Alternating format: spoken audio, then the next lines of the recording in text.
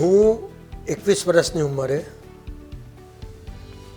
Indian મિલિટરીમાં lieutenant તરીકે select થયો હતો. સૌથી પહેલાં તો હું એક વાતનું ચોખવટ કરી દઉં, એક વાતની કે હું રાજનીતિમાં હતો, હવે નથી. જો આજે હું તમારી સામે બહુ સ્પષ્ટ અને નિખાલસ કબૂલાત કરવા માગું છું. વ્યક્તિગત જીવનમાં મેં અમિતને ઘણું શીખવાડ્યું, જાહેર જીવનમાં અમિતે મને ઘણું શીખવાડ્યું અને અમારી એક અતૂટ જોડી હતી. કોલેજનો અભ્યાસ, યુવાન, એ સમય ક્યારે કોઈની સાથે આંખ મળી છે? બહુ પર્સનલ સવાલ છે, પણ આગળ ના પૂછતા હા.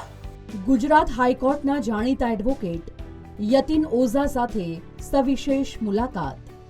જુઓ અતીતનો અરીસો રવિવારે સાંજે 6:30 કલાકે માત્ર TV13 ગુજરાતી પર.